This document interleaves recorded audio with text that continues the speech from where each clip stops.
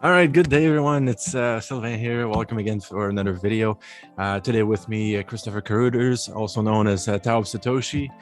He's the host of Cash Alternative TV. So I'm happy to have him today to discuss a bit of Dash and possibly other cryptocurrencies. So thanks for coming on, Chris. Yeah, it's great to be on the show. I'm doing a little bit of a tour of other people's channels right now, and it's great to be interviewed rather than being the interviewee or interviewer. Yeah, that's right. Yeah, you've done so many of them, so many videos, and now, yeah, it's good to at some point maybe I'll be on some shows as well. So yeah, it's all sure. good. Yeah.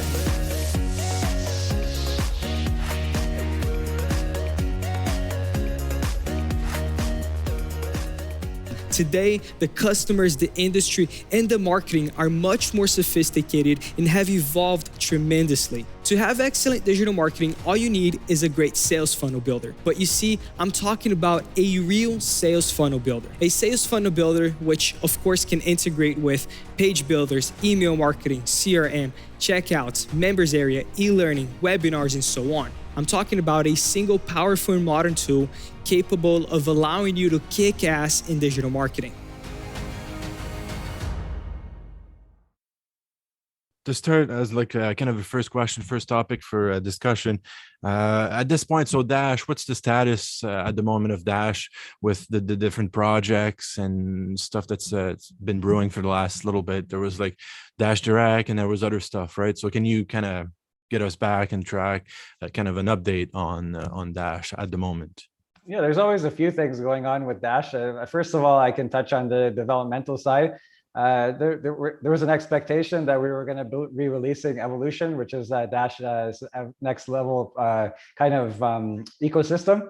And that includes, would have usernames, and it would have easy to access wallets from anywhere you go. So you can have the same wallet on your phone, on your desktop, on your iPad, anywhere you go, right? So that's something that's really excited. Like the Dash community is really excited about that, but it's been delayed a little bit longer because as we know, software, you come across bugs and it's hard to squash them. So it's going to be delayed a little bit more. So it's kind of testing the patience of the community, but we understand that it's going to be something that's going to take us to the next level when it comes to payments. So that's the developmental side. On the infrastructure side, we've actually got a new proposal from Joel Valenzuela. It's for marketing. We're actually doing a lot more marketing now, and this is a proposal that anyone can join. So if you live in the States right now, there's actually a bounty for you to go out and use our new app called Dash Direct, which I'm going to talk about in a few minutes. But if you go into any of the 50 states, one in every state, and you can actually do a video showing you buying something with Dash Direct. And that's really cool because you can make like up to 1.5 Dash per video. So, and he even said, if you live like in the corner of like 4 different states or like 2 different states, you can go to each one and make a video in each one and you can get paid for each one. So if you're watching this and you want to go out and, enjoy Dash Direct, which like I said, I'm going to explain in a minute, you can make a video and it's cool. You can get paid to do it. And that's because of the Dash decentralized autonomous organization. And it's really cool because he gets paid from the blockchain. He's the project head. And then he says, okay, if you've done a video, then you can get paid for it. So it's pretty neat. And as far as Dash Direct goes, and I'm just going to finish off with Dash Direct because you mentioned it in the question. So Dash Direct is a really cool app that you can have Dash on your phone. You don't have to actually put it on the app. It's not custodial. It's not going to touch your Dash unless you use it. So you can have your Dash on your Dash wallet on your phone. And when you you can actually enter into your phone, where are some locations around me where I can save money? So everyone likes saving money, right? Doesn't matter if it's Dash, Bitcoin, Ethereum. You can save money with this app. So what you do is you put the locations in. You say, okay, Subway's offering me a 5% discount. So I go to Subway, I order a $5 sub, and I'm gonna ask for a gift card for $5. But in the background, it's only gonna charge me $4.50 in Dash. So what it does is it creates a liaison to the Dash wallet, and then you actually put in $5, and it's going to charge you $4.50 in Dash and provide you with a $5 gift card. So you just show the cashier the gift card, and it scans it, and then you paid the $5. But in reality, you only paid $4.50. And this could be repeated in how many different locations. It's in about 155,000 locations right now in the States. So this is something that is big for Dash, it's big for crypto utilization. So we want to get the word out there. That's why they're willing to promote up to 50 videos for it. So it's really neat, really exciting. Something to look forward to in the meantime while we're waiting for evolution to come out. All right. Wow. Yeah, that's a great overview you just did there. Like, so yeah, just to kind of go over those points again, you talked about evolution, the marketing hub. That's kind of you can people can go on. Maybe I'll put that in the description as well. Yeah. I kind of signed up for it as well in the Trello, kind of the Trello boards. You can display a bunch of different ideas and so on. And then you said Dash Direct, and I'm kind of impressed about that 155 K locations or whatever. Like, that's insane. Like, I don't know if any other like crypto at this point or in that many locations and places where you can actually buy with Dash. Like, that's actually like insane and quite impressive to see that.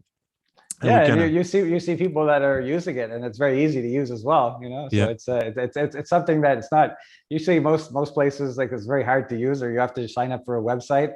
But this one, you just download, you put your email and you put your phone number. That's it. There's no KYC.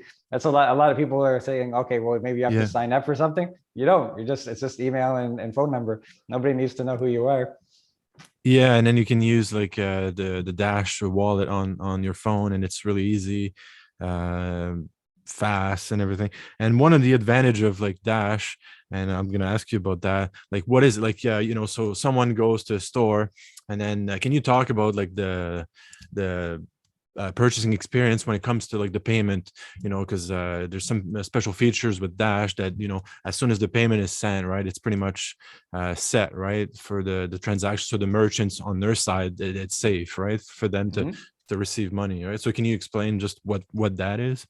Sure. The short thing, the short answer is that the transactions are instantaneous, but the long answer is what goes on behind the scenes is that there's what's called the Masternode level. So the Masternodes, if you have 1,000 Dash, you can run a Masternode, and there's people from all around the world that are running Masternodes.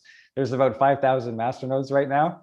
And these Masternodes allow Dash to do a lot of interesting things. One of them is the DAO, which we already talked about, but another one is their actual transactions. So when you send a normal crypto Bitcoin transaction, what happens? It gets confirmed by the miners, and then it goes into the next block.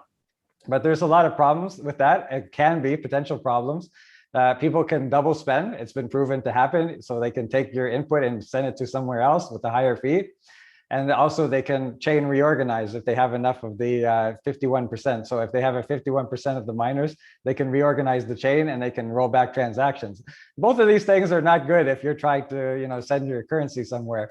You want your currency to reach the destination. You don't want any of this potential risk. So how Dash went and they changed this, they actually used the masternodes as the second tier that we have, that not many other currencies have unless they've copied the code. So the first thing that happens is when you send your transaction, it gets locked by the Masternode network. So basically it's that the Masternode network says this input that you just sent to somewhere cannot be double spent, cannot be sent anywhere else, because this is the first one that we've seen on the network. And then the normal proof of work thing happens.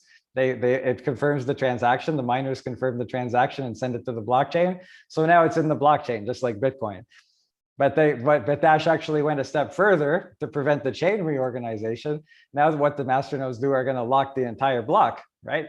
So the block is locked, the transaction is locked, it's been entered into the blockchain, and the block's locked. So it's a completely 100%. Not 100%, but like 99.99, like within the realm of possibility that nothing's going to happen. You need to have control of the entire 50% of the master nodes and 50% of the miners to get anything done, which is definitely almost impossible, right? You're going to drive the price of Dash sky high if you try to acquire so much Dash. Yeah, yeah, exactly. but this is the reason why Dash Direct can work, because these transactions are definitely more secure. They can be accepted instantaneously. So when you actually are in a lineup in a grocery store, for example, and people behind you are like, come on, hurry up. I need to get home. I need to cook my dinner. You can just actually put in the total amount. It does the transaction for you. You just have to connect it to your wallet, and it does all the rest for you. And because that transaction is instantaneous, they can have you out the door. And this is not something that can happen realistically with most other currencies. So that's why they chose Dash to do this. Yeah, that's a good point, and some people are not aware of that specific feature, and it's probably one of the best, right? That feature you know, for Dash, like a big advantage. Like people talk about, well, Litecoin is used, you know, it's kind of the silver of Bitcoin, and then people kind of, oh well, I'm just going to use Litecoin, but they don't really have that, right? So it's like, you gotta, you know, and people probably are not aware of that, obviously, because they just end up paying. And, you know, the more we go into adoption, the more people will just kind of use it, and they won't really know the background of it. But it's an important feature that people tend to forget. And that's what I guess Dash offers, right? So Absolutely, yeah. Like that, it's transaction security is paramount when you're dealing with your funds. You know, some people are dealing yeah. with their life savings. It's got to be secure. Yeah, exactly. And then people, yeah, and then again, that's another kind of niche or whatever I'm trying to go with crypto, and eventually I might do like a course on that. Is, you know, safeguard kind of security of your crypto, right? So if you try to go long term, then you need to really, you know. And then I just received another kind of wallet. I'm gonna show I'm gonna do a video on hardware wallet. So it's all about like security of your funds, right? So you get a proper wallets, proper security, and then Dash, you know, can obviously fit in all those wallets and stuff like that, so you can maintain it securely and whatnot. Is that a So hardware now, wallet? uh That's a hardware wallet that you yeah, just showed? that's Yeah. hardware wallet. I want to do an open box video with it, decent. So yeah, just stay tuned on the channel. I'll have a few videos on this, kind of unboxing and tutorials and so on. That's coming Excellent. from South Korea. Dash is included in that, so I should be able to cover it as well with it. So that's hardware wallet, same as Ledger, Trezor, and so on. And yeah, so it's important for people to know that, to safely preserve their crypto. So now if we talk about maybe Dash as like a payment system in Canada, because we're both in Canada, and then if we want to participate in that Dash Direct, we might have to go travel in the States, although that's kind of difficult at the moment to Yes. make videos. Yes. Do you know any time frame slash like what info do you have for Dash maybe Direct in Canada itself? Yeah, before I talk about that, I guess your viewers might be interested to know that Yeah, we may do like separate videos. Like you're close in Quebec, you're close to Vermont, or yeah, what is it? Maybe even upstate New York, you're close to. yeah. And for me, I could go to Erie, Pennsylvania, or I could go to New York also. So whenever the border does reopen, you can expect some videos from Sylvain and I, either together or separate, Yeah, doing the that'd Dash be Direct thing. interesting. Yeah, Yeah. go out there and see where we can. Yeah, if both of us would be interesting for sure. Right. Yeah. But for now in Yep. Canada, unfortunately, if you're a Canadian watching this, we don't have Dash Direct here yet. Unless you're close to the border, you can hop over and take advantage because it's available in the States. Mhm. But Canada will be the next country that is going to be accepting Dash Direct. As Dash Direct will be live here. We don't have a time frame as of yet, but we do know that Canada will be the next country that will have Dash Direct. Yeah. Yeah, that's awesome. So now if we talk about like, let's say you as using Dash, and you've been using Dash and kind of involved in that community for quite some time, right? Do you use Dash in Canada? If so, like what kind of service or provider do you use for that? Do you use Bitrefill, that sort of thing? Like what do you use to spend some stuff in Dash? Yeah, like the biggest ones that I use are Bitrefill. I have an AT&T account actually with my cell phone. So it's something that Oh, it's easy for me yeah. to just go to AT&T, refill my prepaid phone, and then that just happens once a month. So it's easy as pie. Like I remember a little while ago, Bitrefill had a contest to see like how fast can you refill your phone, and I think one guy did it from start to finish in 21 seconds. You know, like Wow. it did everything that you need to enter in your phone number and everything else. Did the transaction, had it sent to AT&T, and it was on his account in 21 seconds. It was Yeah. crazy. So yeah, I don't race like that, but the guy won a bit of money for doing it in 21 Yeah. seconds. But it's so easy. It's really easy. And also, I use Coincards for gift cards. Yeah. So that's the one place, coincards.ca. If you're a Canadian, you can go there. And they actually can offer you many different gift cards. But if you don't see one that they have there, you can use their concierge service, and they'll actually get you that gift card Oh, if okay. that you want. Yeah. So Nice. that's one. I don't really have any locations physically that I use it at the moment. So that's why I'm really excited for Dash Direct coming. Yeah, exactly. Yeah. And then AT&T, that's obviously, I guess, an American US line, right? In that Yep. case. Yeah. Yep. That's good. Well, I mean, it's kind of possible with the cell phone coverage now and the different plans and so on, even in Canada and whatnot, or even I have like two service. Well, as you So know, we get overcharged here for phone coverage, like for cell phone. We're like yeah, we get paid. We have to pay through the nose for our coverage. So I have like $100 a month, and I get unlimited data in Canada, United States, and Mexico. Like well, this kind of thing is kind of unheard of in Canada. So yeah, yeah, yeah, yeah, it was something that came up. It was like a promotion. So yeah, I yeah. took advantage of it, and I've had it ever since. So that's good. And AT&T, they don't. I know this is getting off the track a little bit, but AT&T allows you to actually use your cell phone in Canada, and there's no like limit to it. It's not like you have to use 50% in the States, and it's just wherever you want to use it, you can use it. So that's Oh, why okay. I said Yeah. I'm signing up for that. Yeah, yeah, for sure. And again, we're gonna go off topic a little bit, but again, it's anyone in Canada that looking to use Dash, that just shows you that's another example of, with phone in that case, AT&T, or hopefully the other services that accept that eventually. So that's it's always good to know. I think there was in the news this week. I'm sure you caught that as well. There's another exchange that is offering, well, a Canadian exchange that's offering Dash, right? So Newton. So I'm sure you got this. You heard that news as well, right? I have seen it. Actually, I Yeah. saw it indirectly through the ShakePay Discord because I use Okay. ShakePay myself, and somebody mentioned that Newton was taking Dash, and I was like, oh, cool, because the more places that take Dash, the better. The Yeah. more fiat on ramps we have, the better. But it just kind of goes back to what I was saying in the last one too, what we were discussing. Because the ultimate goal is for us to not have to use these centralized services. The ultimate goal for Dash, and something that is possible for Dash because of the way it works, is to actually be used nakedly, like for people like to actually accept it and Yeah. use that Dash to pay other people and use that, and then have those people create an economy around Dash, right? We don't want Mhm. all these middlemen. We just want Dash to work as cash. And this is something that a lot of people in the mainstream media that I see, and it frustrates me so much. They say Bitcoin cannot work like this. Ethereum cannot work like this. And Dash down here at like 50 us on coin market cap, we're like, hello, we can actually do this. We can actually Yeah. work right now as a cash, Yeah. as Yeah. a digital cash. And that's why I'm like, what the heck is going on? Why can't we get this message out? And the Yeah. more we talk about it, the more it's going to happen. But Yeah. It's we're a small community relatively compared to other communities. yeah. But the Yeah. fact that it could happen right now, and we see people pooing on Bitcoin and Ethereum, of course they are, because they don't work, but Dash does. So Yeah. once we get that message out there, keep pounding it. And that's what I want to see. Yeah, the cryptocurrency space is weird, and sometimes it frustrates me as well, because there are obviously some cryptos that work, and but then they end up like sub 50, market cap. Like, where's Dash now? 65, I think, or something like that. I'm not sure. I don't look Used at to it be like anymore. 18 or whatever, and it's all Yeah. those projects like Avi and the DeFi stuff, and promise to work in 2 years, and even Cardano. Like, sorry, I'm not a big fan of Cardano, and it's up there in the market cap. And then what can you do with that right now? Crickets. I guess it's a utility class, right? So like Yeah, you have the number go up. Everybody wants number go up. Nobody yeah, cares about utility, and yeah, yeah, this is exactly. shown, right? But because nobody cares about utility, that's why this is a niche where there's money to be made.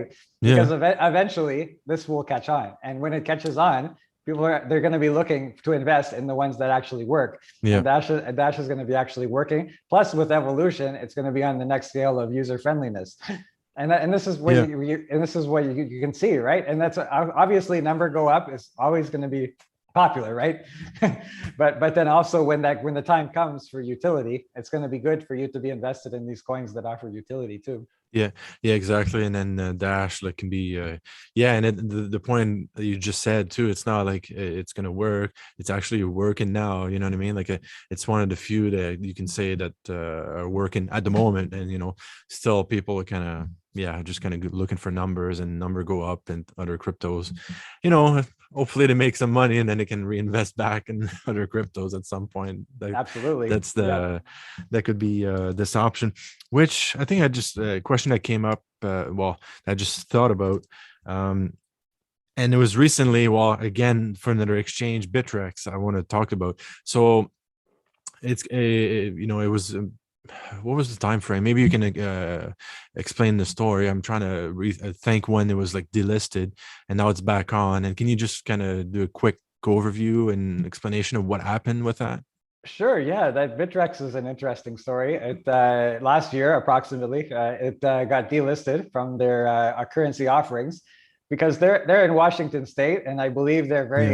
they're very conscientious about applying compliance, right? Trying to be on the right side of regulators. So Yes. apparently, back then, they were really concerned about Dash being a privacy coin, as well as Zcash and Monero XMR. So all three of those got delisted. But recently, Zcash and Dash got relisted because I think Zcash uses masternodes too, right? Is that do they use the same kind of technology as Dash does? But anyway, I'm not sure about that Yeah, because I'm not I don't sure follow about that Zcash. one, but yeah. But anyway, the reason why Dash got relisted is because we explained to them, and the Dash core group, which is run by the Masternode network, is overseen by the Masternode network.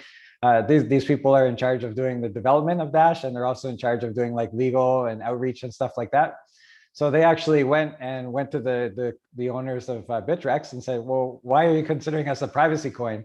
We're actually a payments coin that has the option of being private. You can do the exact same thing that you can do on Dash. You can also do it on Bitcoin. We've just made it easier." So I guess it probably took a while, right? Legalities take a long time, but eventually they saw what the Dash Core group was saying, and they relisted Dash. So now Dash is being relisted, and Washington State is known for being kind of tough with their crypto regulations. So the fact that Dash has been relisted there is a very positive sign.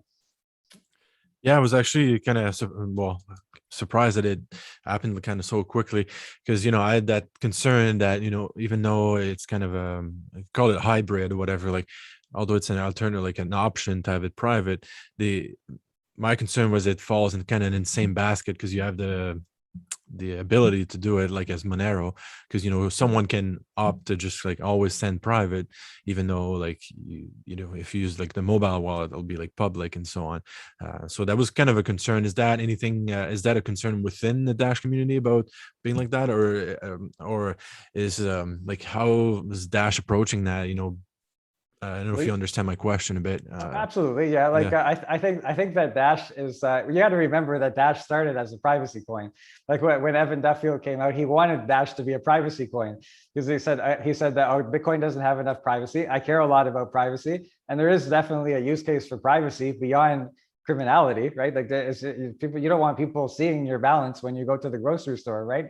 And you can like with a trackable currency, it's pretty easy to do that. You just go back through the addresses. But with Dash, obviously with the masternodes, you can obfuscate with CoinJoin.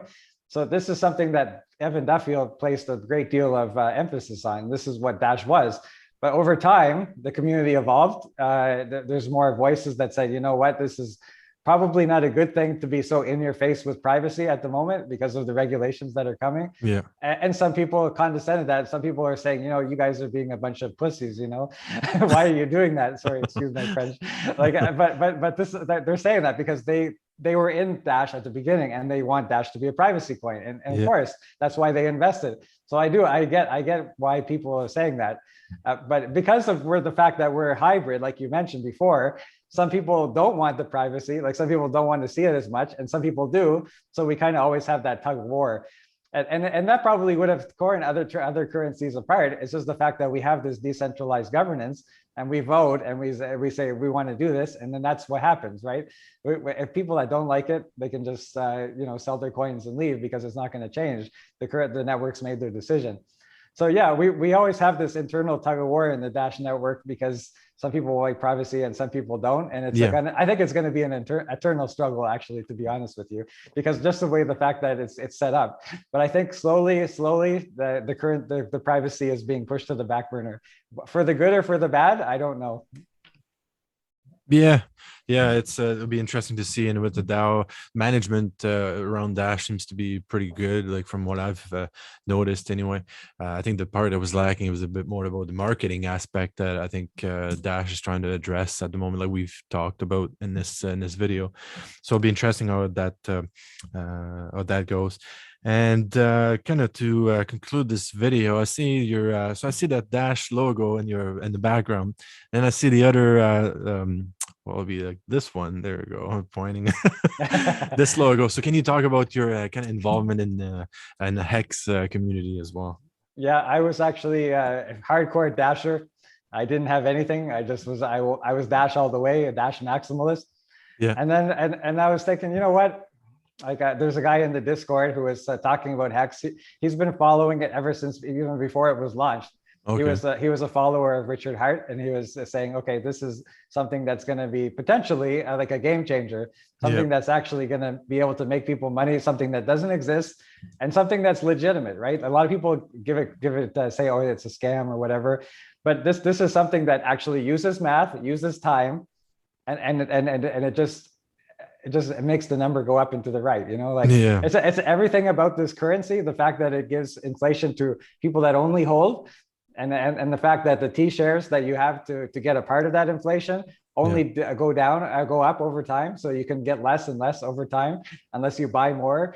Like seriously, like every little thing that goes on in this ecosystem is designed for the number to go up. And what has it done? It's gone up. Like ever since the beginning, it's gone up and up and up. And I'm like, you know what? I got to be a part of this. So I joined. I joined a long time ago. Like I joined by the big payday. If you don't know what the big payday is, it's when they distributed the funds that the Bitcoin people didn't claim. So that was when the at the beginning you could claim Hex by showing like you had a Bitcoin address. You didn't have to actually hand over your address or anything, like hand over your private keys. You just had to show like with a message that you controlled that address, and then you were awarded with some Hex. So I think 3% of Bitcoin was not sacrificed, but was shown so to get to free Hex. So 98% of the Hex was distributed on that big payday because they didn't claim it. And that was going to be the first, the total supply of Hex. So after the big payday, people that were just there to get the big payday, they dumped like crazy. So that was the time where I took advantage. I bought while those people were dumping. So then eventually it went back up, and I rebought 2 Dash Masternodes, and that was probably one of the mistakes that I've made over the crypto space. But now I have a big stack of Hex that I didn't pay for. I basically just got it for free. So now I'm in Hex, and I will stay in Hex. Like I've got some stakes, I've got some ladders, and I'm not gonna rebalance my portfolio. I'm just gonna let it ride, see what happens. Right? I've got my original Dash that I had. I got my original Dash back. I paid taxes. I had to pay a whole bunch of debts. But now I've got that back. I've got my Dash back, and I've got a bag of Hex. Nice. So and the reason I actually promote both of them is because they don't overlap at all. Dash is a payment network. Hex is a store of value. Yep. And I think they can work really well together. You can save your money in Hex and then spend it with Dash, you know? Yeah. And this is what people are slowly realizing in both camps. Like people are resistant to change, but they have to understand that this is just a basic thing, you know? It's like yin and yang. You save on one and you spend on the other. It's a perfect ecosystem. I'm having a blast with it. I'm actually making money with Hex, and I'm transferring it to Dash, and I'm spending money in Dash. And this is perfect, you know? So, yeah, it's good. And then people can say whatever they want about Richard Hurt and Hex or whatever. Like you can comment below, whatever, if you think it's a scam or whatever the case may be. I'm sure you'll get a few. Yep. Yeah, but that's okay. Yeah, but one thing that's good though, he's not promoting trading, and he's not and it's kind of long-term thing, right? So even if people even in BTC camp, they're always about number go up as well for most of them, but they're also trading even though they don't want to admit it. But in X, really, if you stake, then you know and he's always saying that, Richard is always saying that, like, don't trade, like you're gonna get like you know, eventually if you try to sell the top and buy bottoms, you're going to get wrecked or whatever. So he's always saying that. So at least, you know, it's not all negative, even though people might not. Oh, the dog's gone.